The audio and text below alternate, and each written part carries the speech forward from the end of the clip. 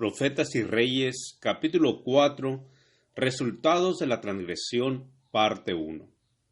Entre las causas primarias que indujeron a Salomón a practicar el despilfarro y la opresión, se destacaba el hecho de que no conservó ni fomentó el espíritu de abnegación. Cuando al pie del Sinaí, Moisés habló al pueblo de la orden divina: «Hacerme han un santuario, y yo habitaré entre ellos», la respuesta de los israelitas fue acompañada por dones apropiados. Y vino todo varón a quien su corazón estimuló, y todo aquel quien su espíritu le dio voluntad. Éxodo 25, 8, 35, 21. Y trajeron ofrendas. Fueron necesarios grandes y extensos preparativos para la construcción del santuario. Se necesitaban grandes cantidades de materiales preciosos, pero el Señor aceptó tan solo las ofrendas voluntarias. De todo varón que la diere de su voluntad, de corazón tomaréis mi ofrenda. Éxodo 25, 2. Fue la orden repetida por Moisés a la congregación. La devoción a Dios y un espíritu de sacrificio eran los primeros requisitos para preparar una morada destinada al Altísimo. Otra invitación similar a manifestar abnegación fue hecha cuando David entregó a Salomón la responsabilidad de construir el templo. David preguntó a la multitud congregada: ¿Y quién quiere hacer hoy ofrenda a Jehová? Primera de Crónicas 29:5. Esta invitación a consagrarse y prestar un servicio voluntario debían recordarla siempre los que tenían algo que ver en la erección del templo. Para la construcción del tabernáculo en el desierto, ciertos hombres escogidos fueron dotados por Dios de una habilidad y sabiduría especiales. Y dijo Moisés a los hijos de Israel: «Mirad, Jehová ha nombrado a Bezaleel de la tribu de Judá, y lo ha henchido de espíritu de Dios en sabiduría, en inteligencia y en ciencia, y en todo artificio, y ha puesto en su corazón el que pueda enseñar. Así él como a Aholiab de la tribu de Dan, y los ha henchido de sabiduría de corazón, para que hagan toda obra de artificio y de invención y de recamado en jacinto, y en púrpura, y en carmesí, y en lino fino, y en telar, para que hagan toda labor e inventen todo diseño». Hizo pues Bezaleel y Aholiab y todo hombre sabio de corazón, a quien Jehová dio sabiduría e inteligencia. Éxodo 35, 30 al 35, 36, 1. Los seres celestiales cooperaron con los obreros a quienes Dios mismo había escogido. Los descendientes de estos obreros heredaron en gran medida los talentos conferidos a sus antepasados. Durante un tiempo, esos hombres de Judá y de Dan permanecieron humildes y abnegados, pero gradual y casi imperceptiblemente dejaron de estar relacionados con Dios y perdieron su deseo de servirle desinteresadamente. Basándose en su habilidad superior como artesanos, pedían salarios más elevados por sus servicios. En algunos casos les fueron concedidos, pero con mayor frecuencia hallaban empleo entre las naciones circundantes. En lugar del noble espíritu de abnegación que había llenado el corazón de sus ilustres antecesores, albergaron un espíritu de codicia y fueron cada vez más exigentes.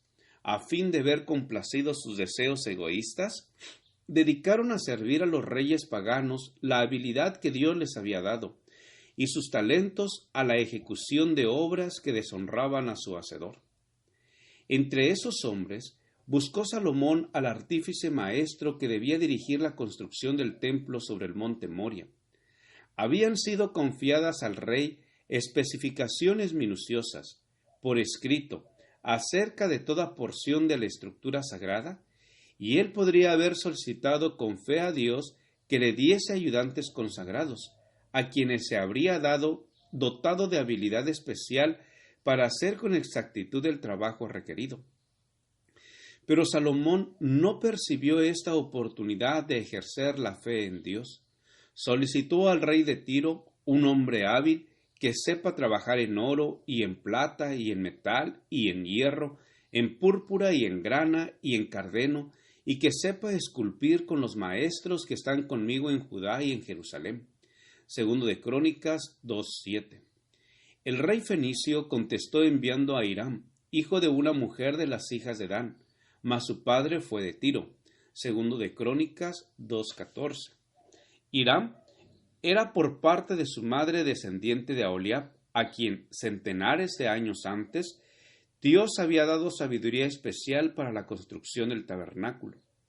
De manera que se puso a la cabeza de los obreros que trabajaban para Salomón a un hombre cuyos esfuerzos no eran impulsados por un deseo abnegado de servir a Dios, sino que servía al Dios de este mundo, Mamón. Los principios del egoísmo estaban entretejidos en las mismas fibras de su ser. Considerando su habilidad extraordinaria, Hiram exigió un salario elevado. Gradualmente, los principios erróneos que él seguía llegaron a ser aceptados por sus asociados. Mientras trabajaban día tras día con él, hacían comparaciones entre el salario que él recibía y el propio, y empezaron a olvidar el carácter santo de su trabajo. Perdieron el espíritu de abnegación, que fue reemplazado por el de codicia. Como resultado, pidieron más salario, y éste les fue concedido. Las influencias funestas así creadas penetraron en todos los ramos del servicio del Señor, y se extendieron por todo el reino. Los altos salarios exigidos y recibidos daban a muchos oportunidad de vivir en el lujo y el despilfarro. Los pobres eran oprimidos por los ricos. Casi se perdió el espíritu de altruismo. En los afectos abarcantes de estas influencias puede encontrarse una de las causas principales de la terrible apostasía en la cual cayó el que se contó una vez entre los más sabios de los mortales. El agudo contraste entre el espíritu y los motivos del pueblo que había construido el santuario en el desierto y los que impulsaron a quienes erigían el templo de Salomón encierran una lección de profundo significado. El egoísmo que caracterizó a quienes trabajaban en el templo halla hoy su contraparte en el egoísmo que existe en el mundo. Abunda el espíritu de codicia que impulsa a buscar los puestos y los sueldos más altos. Muy rara vez se ve el servicio voluntario y la gozosa abnegación manifestada por los que construían el tabernáculo. Pero un espíritu tal es el único que debiera impulsar a quienes siguen a Jesús. Nuestro divino Maestro nos ha dado un ejemplo de cómo deben trabajar sus discípulos. A aquellos a quienes invitó así: venid en pos de mí, y yo os haré pescadores de hombres. Mateo 4:19. No ofreció ninguna suma definida como recompensa por sus servicios. Debían compartir su abnegación y sacrificio. Al trabajar, no debemos hacerlo por el salario que recibimos.